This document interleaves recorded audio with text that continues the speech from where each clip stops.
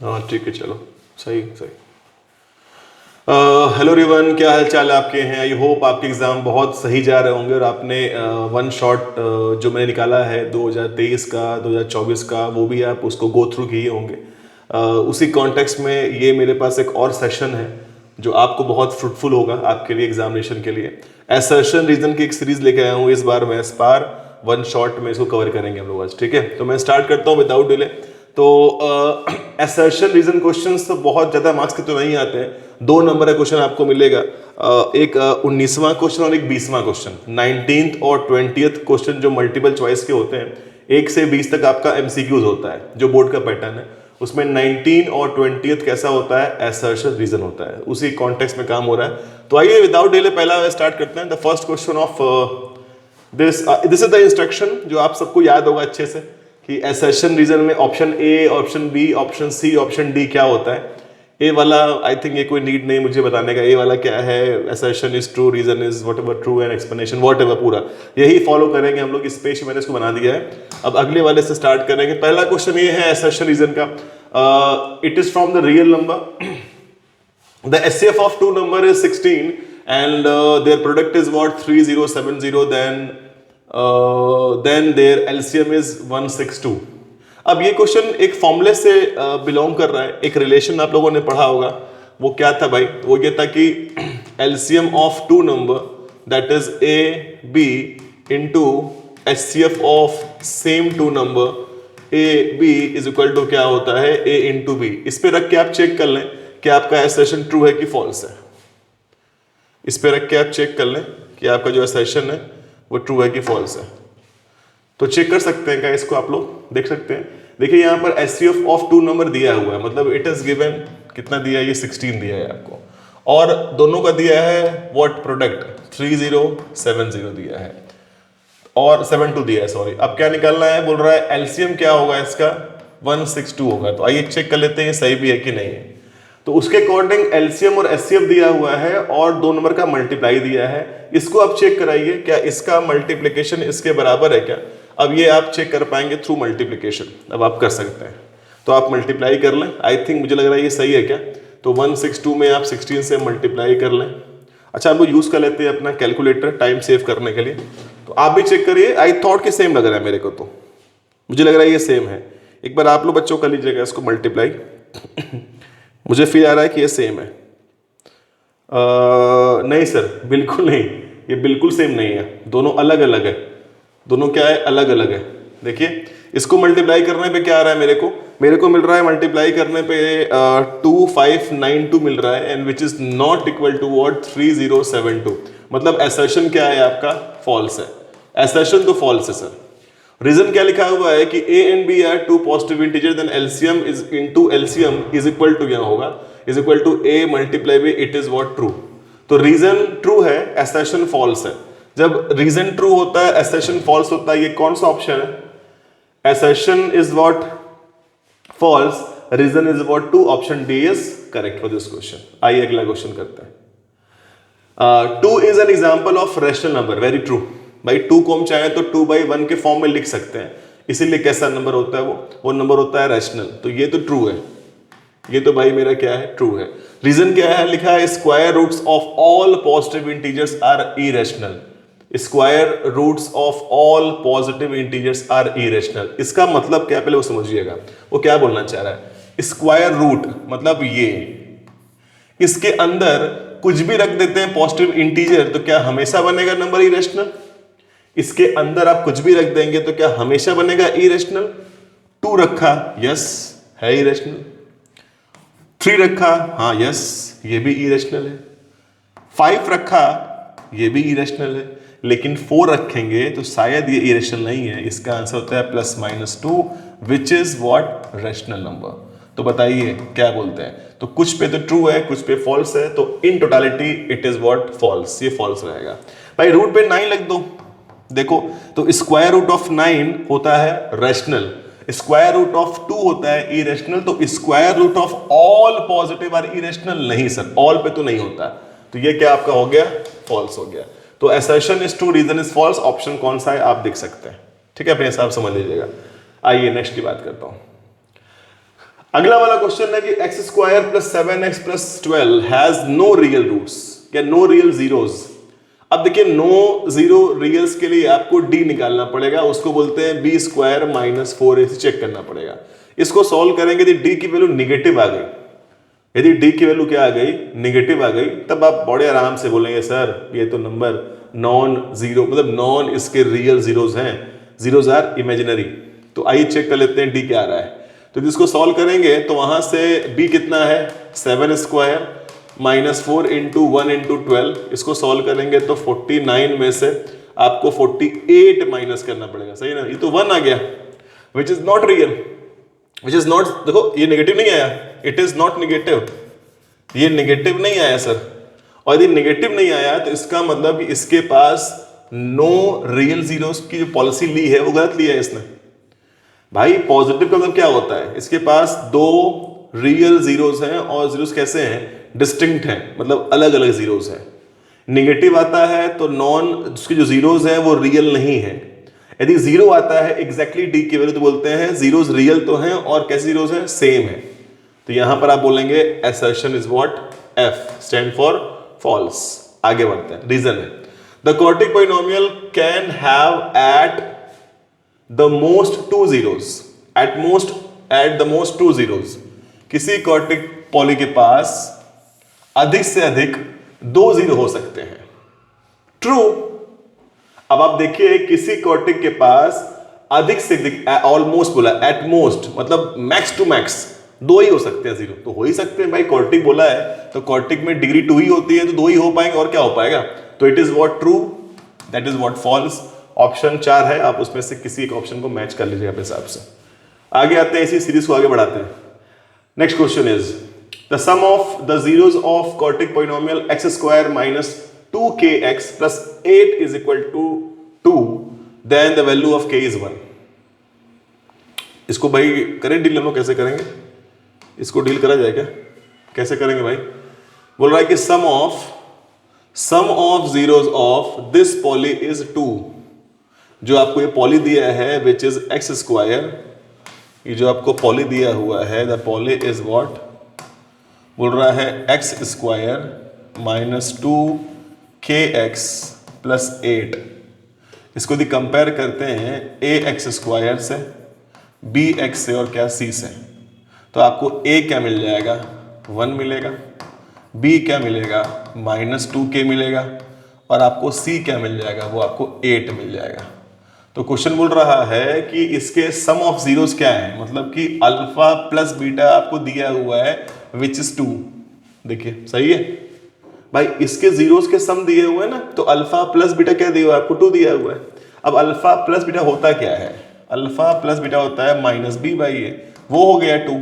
अब माइनस तो फॉर्मूले में और बी क्या है, माइनस तो भाई फॉर्मूले में है और बी क्या है, तो बी आपका ये है, तो यहां पे क्या रख देंगे minus 2k and divide by A क्या है आपका, यहाँ पर 1 दिख रहा है, इज इक्वल टू 2 हो गया, माइनस माइनस पॉजिटिव, तो 2k इज इक्वल टू क्या हो गया 2, और k कितना हो गया आपको 1 मिल गया।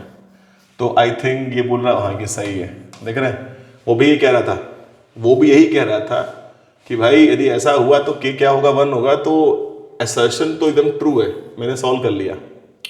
रीजन क्या दिखता है, रीजन ये है कि sum of zeros of quadratic polynomial this is minus B by A, मतलब क्या सम ऑफ जीरोस किसी पॉली का माइनस बी बाई होता है, तो आंसर यहाँ होता है। अभी देखिए मैंने किया होता है, और इस रीजन को मैंने अपने सॉल्यूशन में हेल्प लिया भी है। जब भी आप कोई असर्शन को जस्टिफाई कर रहे हो और उसके अंदर रीजन का हल्का सा भी लिंक हो जाए, आ जाए, बस समझ जाना कि assertion is true, reason is true and reason is a correct explanation of assertion, because इसका रोल मैंने प्ले करवाया है when I was defining assertion। तो ऑप्शन ए इज करेक्ट। आगे आते हैं भाई, नेक्स्ट क्वेश्चन पे आते हैं। अगला क्वेश्चन क्या देखते हैं, if 1 0 of this poly, poly क्या है आपको यहाँ पर पावर, ऊपर पावर होगा ये पावर 2 ऐसे है, तो the poly is k square plus 4x square plus 13x plus 4k is reciprocal of other than k is 2। कोई एक जीरो किसी एक का रेसिप्रोकल है, मतलब एक जीरो यदि अल्फा है तो सेकेंड क्या है बीटा, वो बीटा क्या होगा 1 बाई अल्फा होगा। भाई क्लियर मैं क्या बोल रहा हूं, एक जीरो किसी अदर का रेसिप्रोकल है, मतलब पहला वाला यदि अल्फा है तो अगला वाला क्या है 1/अल्फा, जिसको आप बीटा बोलते हैं। ठीक है, तो बोल रहा है यदि ऐसा हुआ तो बताइए k क्या 2 होगा। तो चेक कर लेते हैं इसको भी हम लोग, आइए देखते हैं भाई। k square plus 4x square plus 13x और प्लस क्या है 4k, यदि इसको कंपेयर कर लें किससे, ax स्क्वायर से, bx से और किससे c से, और कंपेयर करके आप जरा abc निकालें तो a कितना आएगा यहाँ देखो, a की वैल्यू आपको मिलेगी k स्क्वायर प्लस 4 मिलेगी, b आपको क्या मिलेगा, b आपको 13 मिलेगा और c क्या मिलेगा, केवल 4k मिलेगा। देखिए सही है। अब क्वेश्चन में क्या बोल रहा है कि 1 0 इज रेसिप्रोकल ऑफ अदर, एक जीरो अदर का रेसिप्रोकल है, तो लेट जीरोस आर, एक अल्फा हो गया और एक क्या हो गया 1/अल्फा हो गया। अब बच्चों एक बात बोल रहा हूं, उसको याद कर लो एज ए गुरु मंत्र।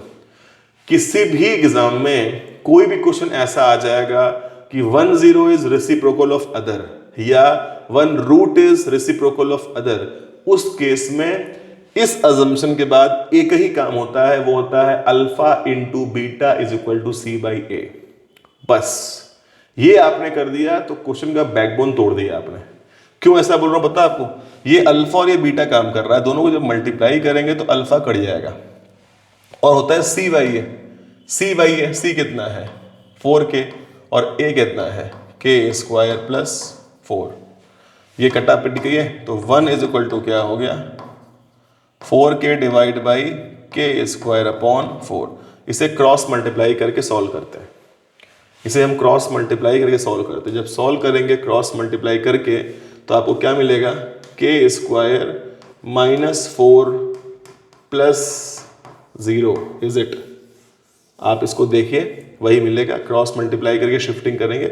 अब ये हो गया क्वाड्रेटिक इक्वेशन काइंड ऑफ, इसको सॉल्व करके आपको k की निकालनी है वैल्यू। जब सॉल्व करेंगे तो k की 2 वैल्यू मिलेगी, 2 फिर 2 ही मिलेगा सेम। तो 2 आंसर लिखा है वो सही है कि नहीं, बोलेंगे सही है। इसको सॉल्व करके चेक करिएगा, मिड टर्म मेथड से भी चाहे तो कर सकते हैं, बिकॉज आराम से इसको स्प्लिट कर पाएंगे। कैसे बोलेंगे 2k माइनस 2k प्लस 4 करके आप स्प्लिट करके कर सकते हैं, या क्वाड्रेटिक फॉर्मूला भी आपके पास है, चाहे तो कर सकते हैं उससे भी। ठीक है भाई, तो असर्शन क्या है भाई, असर्शन इज ट्रू, ये तो ट्रू हो गया। अब रीजन की बारी आ गई। रीजन जो है ना वो क्लास 9th का थ्योरम है। क्लास 9th में बच्चों ने 2 थ्योरम पढ़ा था, एक का नाम था रिमाइंडर, एक का नाम था फैक्टर। कहाँ याद होगा, कहाँ याद होगा वो थ्योरम भाई, पहले तुम लोग पढ़ाई करते थे बचपन में, अब कहाँ पढ़ाई करते हैं, ठीक है ना। अब तो इतनी मासूमियत आ गई हमारे अंदर की कहाँ याद रहता है चीज़ें। ठीक है भाई, तो ठीक है, तो x minus a is factor of this, यदि ये इसका फैक्टर है तो then p of a that is a is 0 of the polynomial p of x। यदि ये इसका फैक्टर है, मतलब बोलने का मतलब ये है कि यदि x माइनस 2 किसका फैक्टर है, किसी पॉली का फैक्टर है, कोई भी पॉली है, तो इसका मतलब है कि x इज इक्वल टू 2 डाल देंगे तो ये 0 बन जाएगा, वो 0 हो जाता है। तो पहली बात तो ये एकदम सच्ची बात है, एकदम सच्ची बात है ये भी तो ट्रू ही है, ट्रू तो है, ये ट्रू है भाई, क्योंकि इसको बोलते हैं क्लास 9 का फैक्टर थ्योरम। लेकिन ये जो लिखा हुआ चीज है इसको कहीं हमने लिंक नहीं किया ऊपर सॉल्व करने में, तो assertion is true, reason also true, but reason is not a correct explanation of assertion। तो ऑप्शन बी इज करेक्ट। अगले पे आते हैं, नेक्स्ट पे। Okay, the graph of equation this and that gives a pair of intersecting line. दो जो आपको exam में पेयर दिए हुए हैं, इस पेयर का बोल रहा है कि gives a pair intersecting line. तो बताइए दो इक्वेशन दिए हैं, एक ये दिया और ये दिया है, इसका कब होता है फॉर्म ऑफ इंटरसेक्शन लाइन? तब होता है जब इसका a1 अपॉन a2 इक्वल नहीं होता है क्या b1 अपॉन b2 के। यदि ऐसा हो गया तो लाइन्स विल श्योरली इंटरसेक्ट। ऐसा है क्या? a1 3, इसका a2 5, इसका b1 2, इसका b2 -2, 3/5 is equal to -1। Are they same? No sir. इसका मतलब कि बात सही है, दोनों सेम नहीं है, line will surely intersect, it is what true. ये तो ट्रू है। रीजन क्या देख लेते हैं। द ग्राफ ऑफ इक्वेशन, यहाँ बच्चों गंदा सा लिखा हुआ है, इसको मैं सही कर दूं क्या आपके लिए, थोड़ा गंदा सा लिखा हुआ है, मैं इसको सही कर दूं क्या, सही कर दूं क्या बच्चों मैं इसको, कोई डाउट किसी को ना हो तो सही मत करिए, इसको मैं सही करता हूँ, ठीक है। ये ऐसे जो लिखा हुआ है क्या होगा, वही a1x b1y प्लस c1 0 है, और ये क्या लिखा है, ये है a2x b2y plus c2 is equal to what 0 है।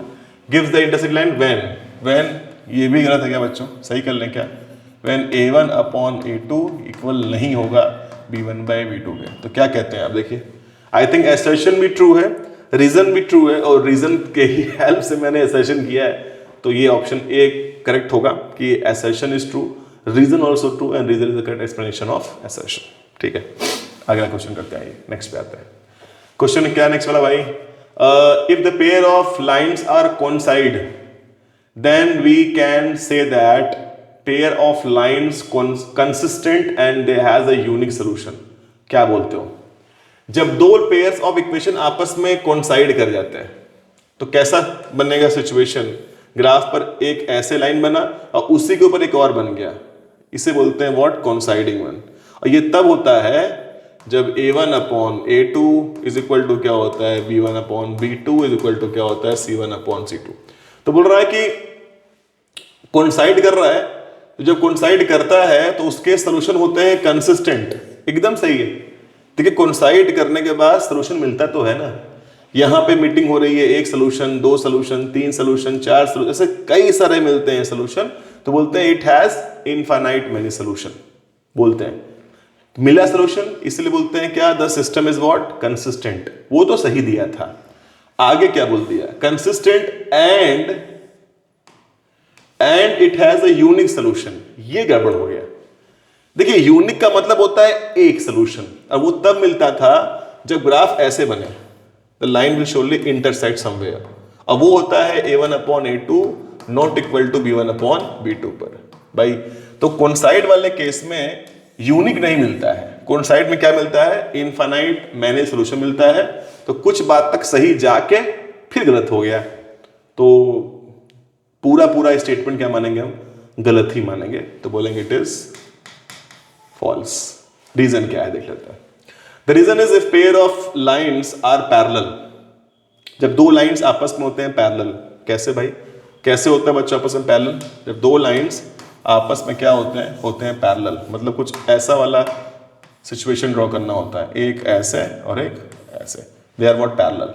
यदि हुआ parallel then has no solution, सही बात है भाई, जब लाइन्स हो जाएंगे parallel they will not meet anywhere, कहीं मिल मुलाकात ही नहीं करेंगे, सोल्यूशन कहां से होगा, तो we have a no solution and it is called inconsistent. बहुत बढ़िया स्टेटमेंट, एकदम सही लिखा है, जब सोल्यूशन ही नहीं मिला तो कंसिस्टेंट की बात ही नहीं करेंगे, इट इज इनकंसिस्टेंट। तो रीजन तो एकदम ट्रू है भाई, असर्शन तो फॉल्स था, तो ऑप्शन कौन सा है, वी नो दैट।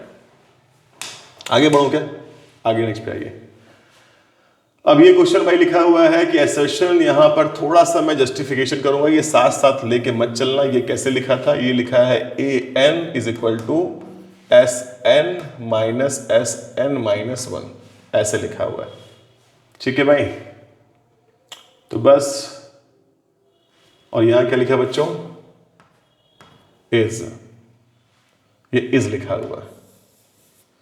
चलिए इसको ध्यान से फोकस करिए एक बार, कैसे हो सकता है, एक बार आप भी सोचिए, लगातार मैं बैक टू बैक क्वेश्चन करवा रहा हूं, एक बार आप ध्यान लगाइए क्या हो सकता है इस क्वेश्चन में, सोचिए एक बार।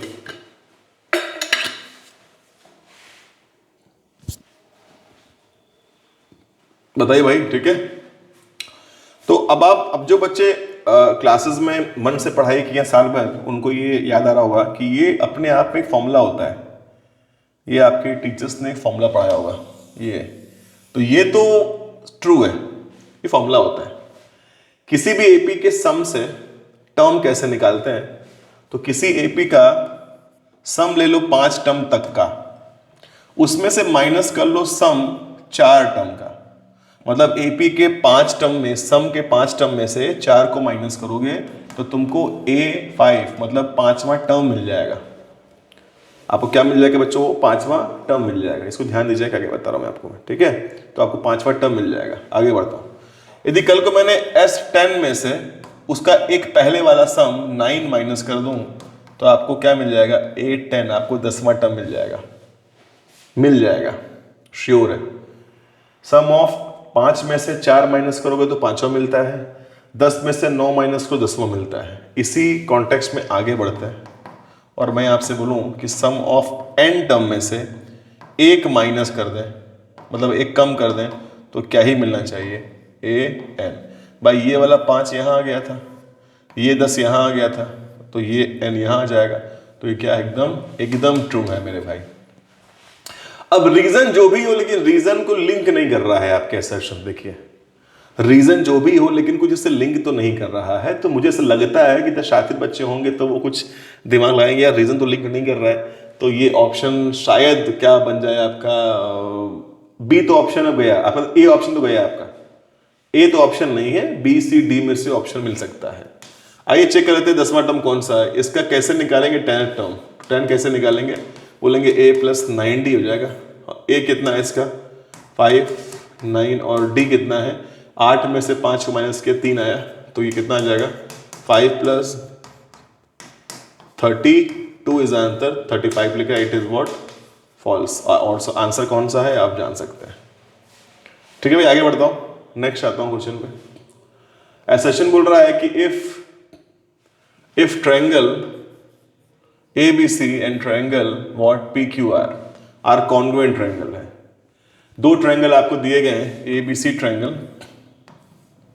ABC ट्रायंगल और दिए गए हैं PQR ट्रायंगल, और दोनों आपस में क्या है, दोनों आपस में कॉन्ग्रुएंट है। यदि कॉन्ग्रुएंट है तो दे आर ऑल्सो सिमिलर। दो ट्रायंगल्स ये आपस में बच्चों कॉन्ग्रुएंट है तो ये तो थ्योरी होती है, ये थ्योरी होता है, याद कर लो।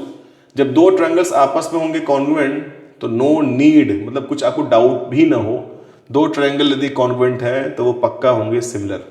इसका उल्टा ट्रू नहीं है, दो ट्रायंगल होंगे similar, they do not need to be congruent. तो दो ट्रायंगल्स कॉन्ग्रुएंट है, they have to be similar, but the converse is not true. If they are similar, मे क्या कुछ आप बोला ही नहीं है, they are similar then they are not congruent, ऐसा कुछ नहीं बोलेंगे आप। ठीक है, तो आपको क्लियर कॉन्सेप्ट रहे। तो पहला वाला क्या है, एकदम ट्रू है। दो ट्रायंगल्स आपस में कॉन्ग्रुएंट है तो दे आर व्हाट सिमिलर, उल्टा ट्रू नहीं होता इसका। अब यहां लिखा है ऑल, अली लिखा, अली नहीं all congruent triangles are similar but similar triangles not need to be congruent. ये भी एकदम सही स्टेटमेंट है, एकदम सही स्टेटमेंट है। और ये स्टेटमेंट इसको देखो जस्टिफाई भी कर रहा है इस बात को। तो आप बोलेंगे कि ये भी ट्रू है, ये प्रॉपर एक्सप्लेनेशन है, तो option A is correct. Next पे आते हैं बच्चों, अगला क्वेश्चन आइए। The point -1,6 divides the line segment joining the point -3,10 and 6 -8 in ratio 2:7। अब ये सेक्शन फॉर्मूले का रोल है, सेक्शन फॉर्मूले से आप चेक कर लें क्या लग रहा है आपको। द पॉइंट, ये जो पॉइंट है वो इसको डिवाइड कर रहा है, किसको डिवाइड कर रहा है, ये क्या पॉइंट ए है दैट इज -3,10 है, और एक पॉइंट यहाँ पे बी है दैट इज 6 -8 है। इसे कौन डिवाइड कर रहा है, तो बोलेंगे एक पॉइंट यहाँ ले लो अपने मन से, दैट इज सी पॉइंट, वो है -6,1। तो डिवाइड कर रहा है किस रेशियो में, 2:7 के रेशियो में। आइए चेक कर लेते हैं ऐसा है भी कि नहीं है। तो यहाँ पर x1 ले लो, y1 ले लो, यहाँ x2 कर लो, यहाँ y2, यहाँ x और y, और लगा दो सेक्शन फॉर्मूला। m कैसे निकालते हैं, सॉरी m कह रहा हूँ, x कैसे निकालते हैं।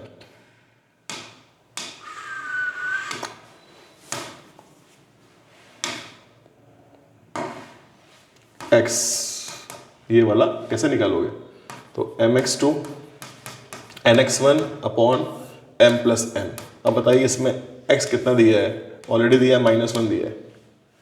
m कितना है पता नहीं, वही तो चेक करना है कि 2/7 आ जाए। x2 कितना है 6 है, n कितना है निकालना है सर, x1 कितना है -3 है, और यहाँ कितना आएगा m प्लस n आएगा। इसे क्रॉस मल्टीप्लाई करें तो -m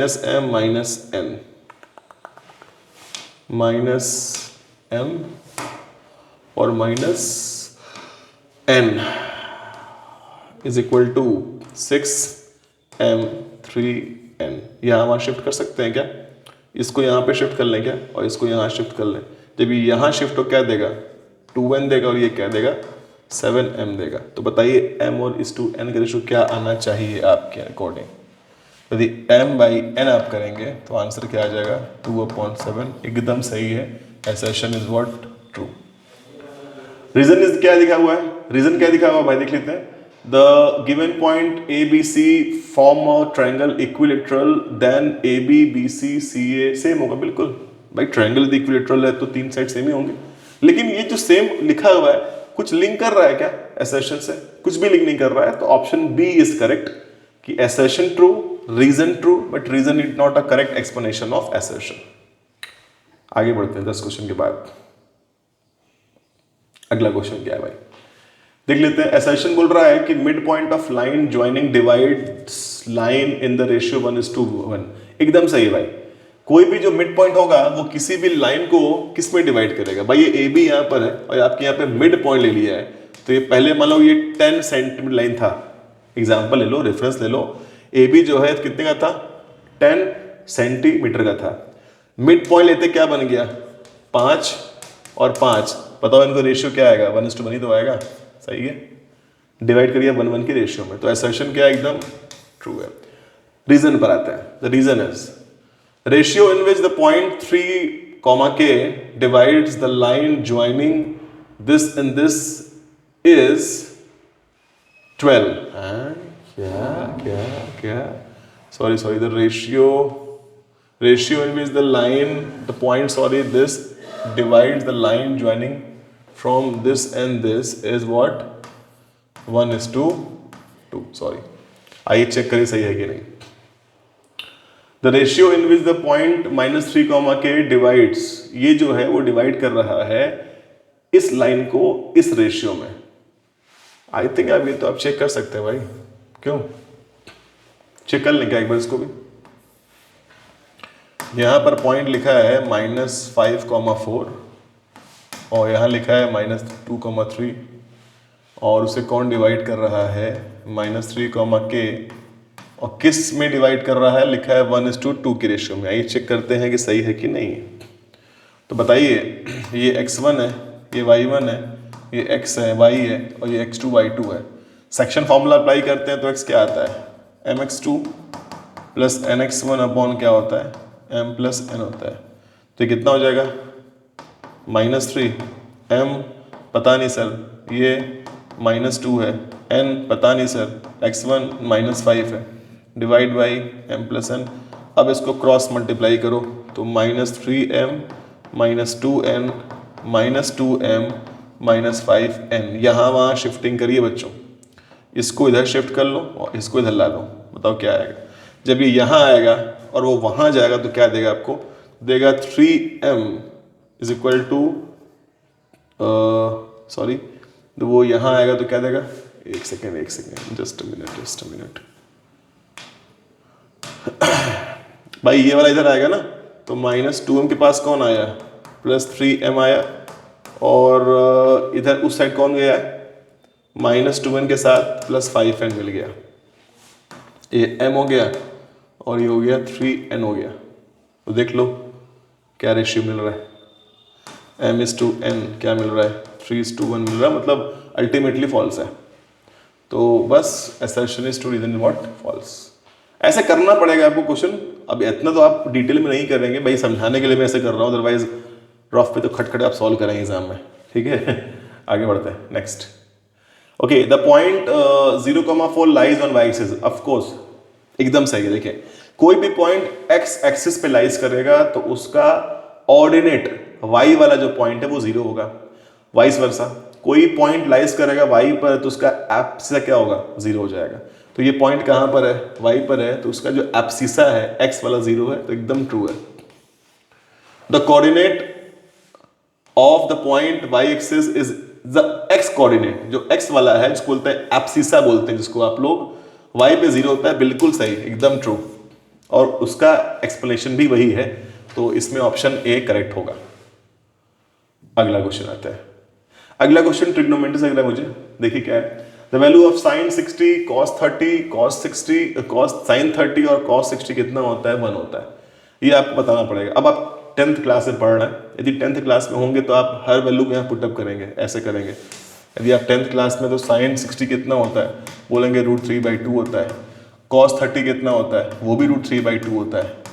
ये कितना होता है, 1/2 होता है। वो कितना होता है, 1/2। सॉल्व करेंगे तो 3/4, 1/4 और आंसर क्या आ जाएगा, 4/4 विच इज 1। दिख रहा है आपको, सही है ना भाई।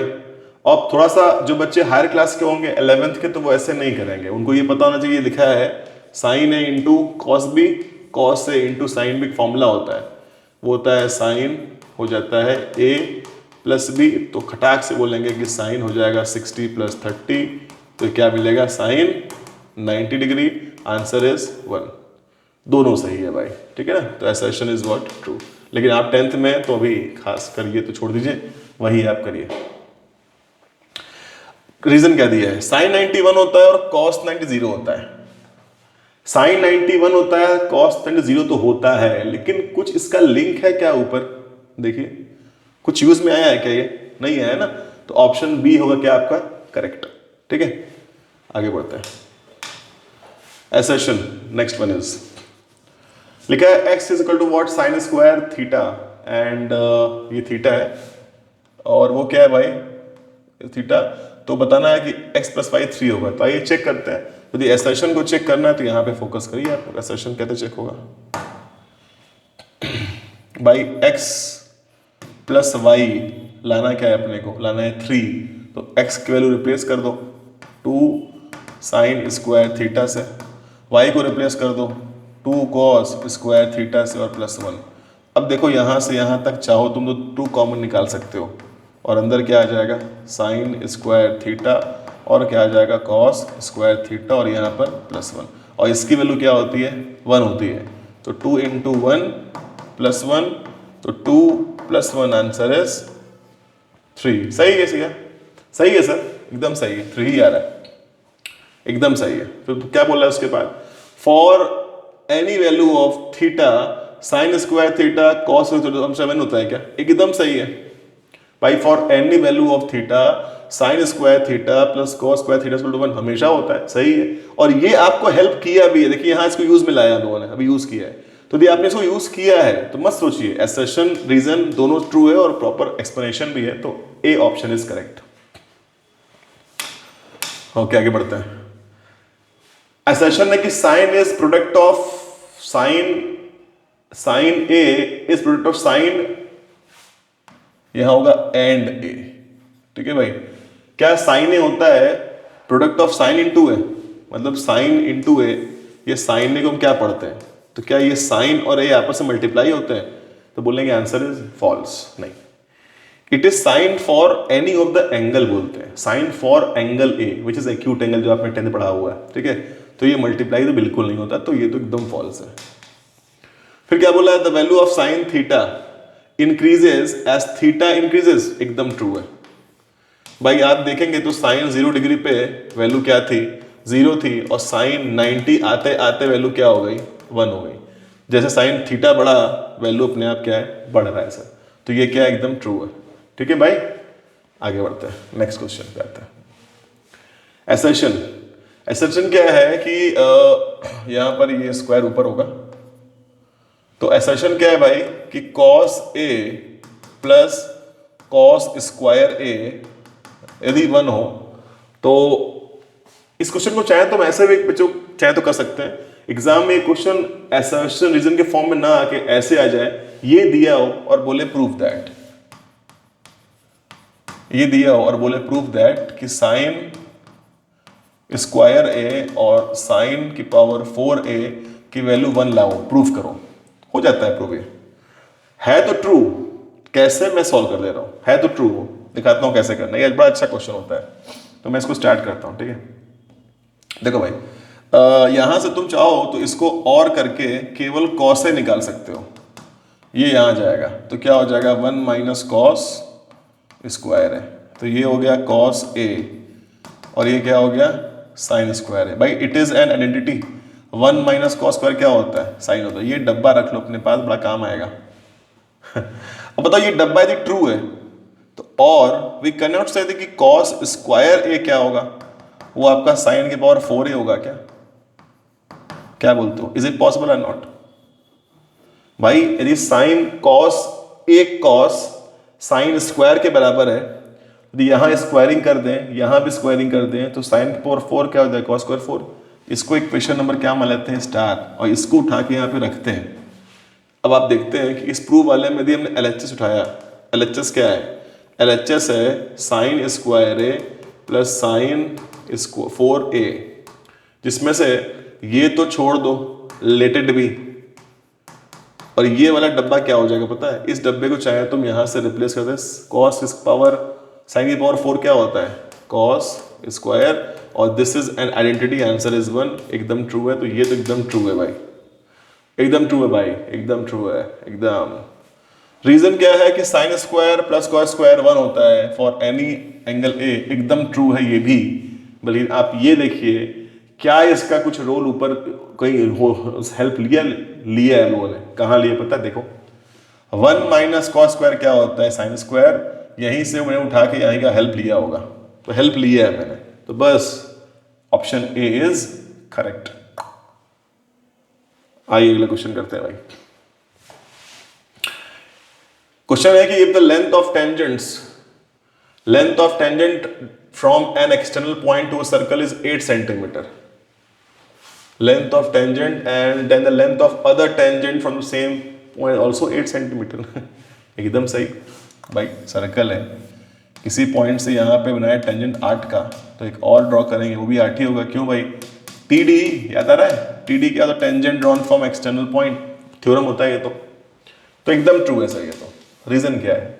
The length of tangent drawn from external point to a circle are equal, एकदम ट्रू है, इसी बात को जस्टिफाई कर रहा है, तो option A is correct. Next पे आते हैं। हाँ, यहां पाई होगा, पाई, चलो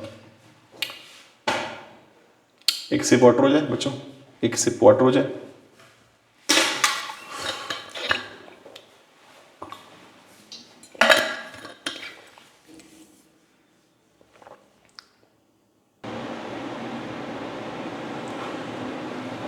चलो भाई स्टार्ट करो। Outer and inner diameter of a circular path दिया है 10 और 6 रिस्पेक्टिवली। ओके, एक ऐसे आउटर और एक ऐसे inner, looks like concentric. The outer and inner diameter of circular track or path is 10 and 6. Diameter दिया है बच्चों, डायमीटर मतलब कि इस वाले का रेडियस कितना है? 3 है, और इसका कितना है? रेडियस 5 है। तो बोल रहा है कि एरिया ऑफ दिस पाथ, जो ट्रैक दिख रहा है बीच में हॉलो है, ये जो ट्रैक दिख रहा है इसका एरिया वो क्या बोल रहा है आपसे, कितना आना चाहिए? बोल रहा है 16 वॉट पाई मीटर स्क्वायर आना चाहिए, ये बोल रहा है। तो अब देखिए, अब ये ना इट्स काइंड ऑफ कह सकते हैं कि एरिया ऑफ कॉन्सेंट्रिक या एरिया ऑफ रिंग आप चाहें तो बोल सकते हैं, आप एरिया ऑफ इसको रिंग भी बोल सकते हैं, तो बोल सकते हैं। इसका फॉर्मूला होता है area of this circular track और रिंग, हम चाहें तो एक काम ये कर सकते हैं, फॉर्मूले में क्या होता है, वो लेंगे पाई आर स्क्वायर में से पाई आर स्क्वायर माइनस कर दो, मतलब बड़े वाले सर्कल के एरिया में छोटे माइनस कर दो। लॉजिकली ट्रू है भाई, बड़े वाले रीजन में से छोटे वाले को माइनस करेंगे तभी तो ये ट्रैक का आएगा एरिया भाई। इस पूरे बड़े वाले सर्कल से और इस छोटे को निकाल देंगे तभी तो आएगा एरिया। तो इसको ऐसे कहें या पाई कॉमन लेके फॉर्मुलेट कर दें और एक फॉर्मूला क्रिएट कर दें, और यही यहाँ लिखा है, फॉर्मूला दिख रहा है। तो मुझे ऐसा फील आ रहा है कि रीजन तो ट्रू है, रीजन तो क्या ट्रू है, असर्शन क्या है वो चेक करना पड़ेगा सॉल्व करके मुझे। तो पाई इस पाई, बताओ आर स्क्वायर का मतलब क्या है? आर क्या है? बड़े वाले का 5 स्क्वायर माइनस क्या है? 3 स्क्वायर। तो ये 25 माइनस 9 कर लो या इसको तोड़ दो a plus b a minus b में। तो मैं तोड़ दे रहा हूँ a plus b a minus b में, तो पाई a प्लस बी 8 और a माइनस कितना है 2, कितना आ गया 16 पाई। बहुत अच्छा, सही है, और रीजन तो ऑलरेडी ट्रू है बिकॉज यही तो फॉर्मूला होता है रिंग का। तो ऑप्शन ए इज करेक्ट है। ठीक है भाई, आगे बढ़ते हैं, नेक्स्ट पे आते हैं। नेक्स्ट क्वेश्चन क्या बोल रहा है कि the length of minute hand, just wait, next क्या बोल रहा है कि the length of minute hand of clock is 7, length of minute hand of clock is 7, और क्या बोल रहा है एंड द एरिया क्लीन्ड और swept by minute hand in 5 minute is 77/6 meter square. तो आपको एटलीस्ट ये कॉन्सेप्ट थोड़ा सा याद रहे कि एक मिनट में जो मिनट हैंड होता है, minute hand makes what angle? Makes 6 degree at center of clock. Sorry, at कह रहा हूं, from center of clock. 6 degree बनाता है कहाँ? From center of clock. क्या मतलब सर कहने का था? यदि आपका ये क्लॉक है, यहाँ पे 12 है, यहाँ पे 6 है, यहाँ पे 3 है, यहाँ पे 9 है, ये यहाँ पे मिनट हैंड है, और आफ्टर 1 मिनट ये थोड़ा सा घसकेगा, थोड़ा शिफ्ट होगा, मान लो यहाँ हल्का सा, आफ्टर 1 मिनट जो एंगल यहाँ फॉर्म करेगा वो कितना होगा 6 डिग्री। पहले ये आइडल फिगर याद कर लो।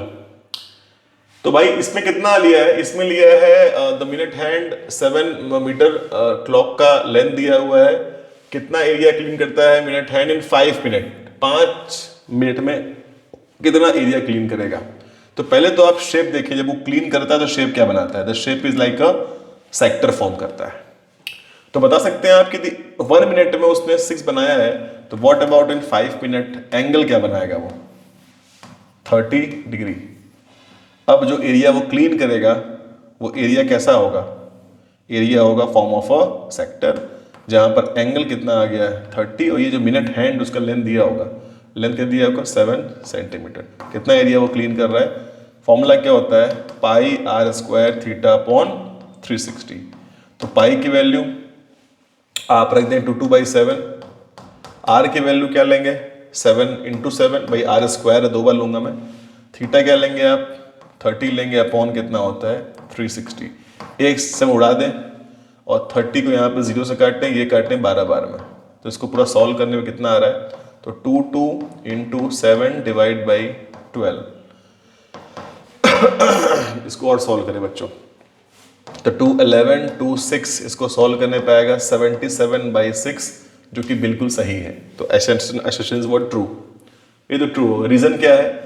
The minute the hand the length of an arc of sector of angle and radius are given by, ओ थोड़ा सा मिस हो गया बच्चा, यहाँ पे थोड़ा सा ये मिस हो गया है, कोई दिक्कत नहीं। अब इसको रेक्टिफाई करता हूँ, इसका अगला वाला क्वेश्चन मैं कर लेता हूँ, इसको मैं रेक्टिफाई भी करता हूँ। ठीक है बच्चों, आगे बढ़ गया। ठीक है, मैं भी करता हूँ इसको रेक्टिफाई। आप 20 पे आइए, पहले 20 कर लेते हैं। The total surface area of cylinder having radius and height, simple, एक आपको शेप दे देगा सिलिंड्रिकल ऐसे करके, और बोल रहा है कि इसका जो रेडियस है वो कितना है? 14 है, हाइट कितना है? 30 है। तो बोल रहा है इसका टीएसए ही होगा जो लिखा है। अब टीएसए कैसे निकालते हैं सिलेंडर का? तो होता है 2 पाई आर ब्रैकेट में h प्लस आर या r प्लस h, इसमें रख दीजिए बस आप लोग।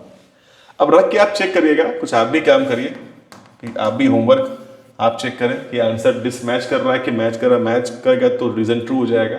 और क्या बोला है? इफ द रेडियस इतना इतना इतना हो तो उसका फॉर्मूला ये होता है। फॉर्मूला क्या होता है? लिखा है 2 पाई आर एच में क्या ऐड कर दीजिए? 2 पाई आर स्क्वायर, यही लिखा है, यही लिखा है भाई, 2 पाई आर स्क्वायर। तो एकदम सही है, वही तो है, देखो ना। अरे भाई 2 पाई आर कॉमन ले लेंगे तो h प्लस आर ही तो मिलेगा, सही है। तो रीजन तो एकदम ट्रू है, और असर्शन भी लग रहा है मुझे ट्रू होगा। यदि सॉल्व करेंगे तो आपको मिल जाएगा, तो प्रॉपर एक्सप्लेनेशन भी मिल जाएगा। कोई करिएगा इसको आप लोग। आगे आइए।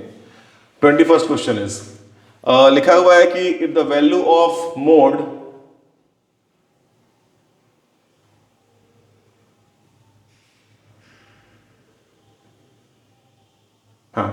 आइए, if the value of mode and mean is given respectively then the value of median is 64। अब ये क्वेश्चन बिलोंग कर रहा है एक फॉर्मूले के ऊपर। स्टैटिस्टिक के लास्ट टॉपिक में फॉर्मूला है, आफ्टर मीन मीडियन मोड आप जो सॉल्व करते हैं तो एक फॉर्मूला आता है, वो फॉर्मूला आप याद कर लें। वो फॉर्मूला क्या था?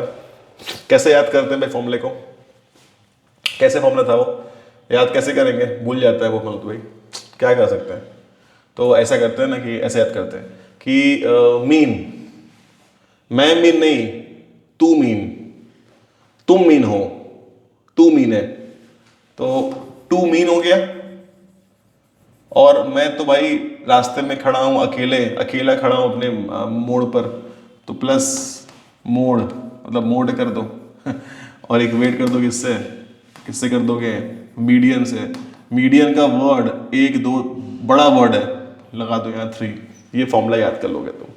टू मीन, मैं अकेले खड़ा हूं अपने मोड़ पर, इक्वल टू मीडियन बड़ा भाई है MED, अधिक वर्ड दिख रहा है मुझे, लगा दो यहाँ पे 3, ये फॉर्मूला होता है। इसी फॉर्मूले के हेल्प से चेक करते हैं क्या है। तो मीन दिया है 60, सॉरी मोड दिया है 60 और मीन दिया है 63, तो बताना है कि वो मीन है कि नहीं, आई चेक करते हैं।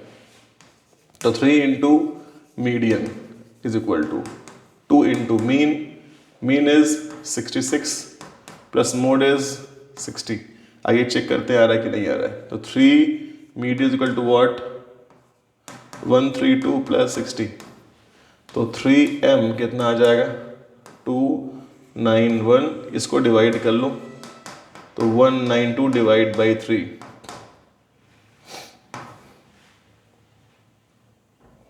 सही है क्या बच्चों ये, 3 6 18, तो आई थिंक 64 तो नहीं आएगा, क्यों भाई, आप डिवाइड करें, क्या आपको लग रहा है कि आएगा 64, ये चेक करिए भाई, 3 बार कटेगा 6 बार में 18, बिल्कुल मैं आपको चकमा दे रहा था, आंसर सही है। और ये फॉर्मूला सही है कि नहीं, तो फॉर्मूला सही नहीं है क्या, ये देखिए तो मेरा वाला फॉर्मूला मैच कराइए। मोड टू मीन, यहाँ 2 नहीं चाहिए था ना, यदि यहाँ पे 3 होता है तो नीचे देखो मेरा वाला फॉर्मूला, तो ये काम तुम्हारा सही करता भाई, ठीक है। तो आई कैन से दैट कि assertion is what true but reason is not true, false है वो। आगे आते हैं नेक्स्ट पे। फिर है the probability of sure event is 1, एकदम सही। प्रोबेबिलिटी किसी श्योर इवेंट क्या होता है, 1 होता है। कोई वह श्योर इवेंट आपके पास है तो श्योर इवेंट की प्रोबेबिलिटी 1 होती है, जो इम्पॉसिबल इवेंट का 0 होता है। तो श्योर इवेंट का प्रोबेबिलिटी क्या होता है, 1 होता है। एंड बोला है, लेट आगे रीजन दिखते हैं कि नहीं है, तो लेट बोला है E be the event, then E be the event, E कोई इवेंट है, देन प्रोबेबिलिटी जो है वो हमेशा ऐसे होता है, क्या बोलते हो, एकदम ट्रू है, ऐसा ही तो होता है। प्रोबेबिलिटी हमेशा लाइज करता है 0 1 के बीच में, और एग्जैक्टली 1 कब होता है फॉर श्योर इवेंट, एग्जैक्टली 0 कब होता है फॉर इम्पॉसिबल इवेंट। लेकिन ये इससे कुछ लिंक कर रहा है क्या, देखिए कुछ लिंक कर रहा है क्या, एकदम लिंक कर रहा है।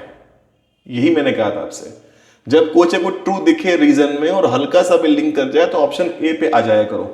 देखिए ये जो पैटर्न लिखा है ना, एग्जैक्टली 1 कब होता है फॉर द श्योर इवेंट, ये काम कर रहा है, तो बोलेंगे option A is correct. Next पे आते हैं। Next is the probability of winning a game is 0.4, then probability of losing a game is 0.6। सही है क्या, बताइए क्या बोलते हो, सही है ये भाई। किसी के विन होने की प्रोबेबिलिटी क्या है, तो प्रोबेबिलिटी किसी के विन होने की क्या है 0.4 है, तो उसके डिफीट होने की प्रोबेबिलिटी क्या होगा, मतलब इसका निकालना है उल्टा, होने का उल्टा क्या होता है, कॉम्प्लीमेंट्री होता है। तो 1 में से इसी होने को माइनस कर दोगे तो तुम्हारा काम आ जाएगा 0.6, एकदम ट्रू है।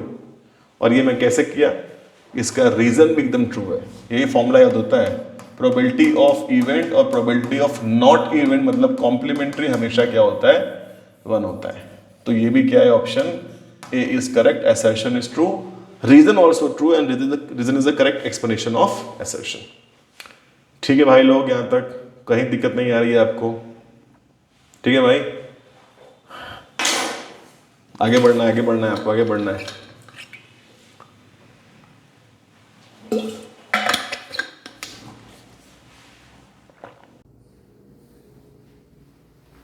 चले भाई आगे बढ़े। आइए वो वाला क्वेश्चन कर लें क्या पहले, जो क्वेश्चन हमने स्किप किया है, वो क्वेश्चन कौन सा था, ये है ना, ठीक है। हाँ, दोनों ने इसमें क्या चेक किया था कि length of the minute hand, मैंने इसको जस्टिफाई कर दिया था, आंसर एकदम सही आ रहा था। फिर यहाँ पे क्या था कि the length of length of arc, sector, angle theta, radius r is given by, तो गिवन बाय यहाँ क्या लिखा हुआ था,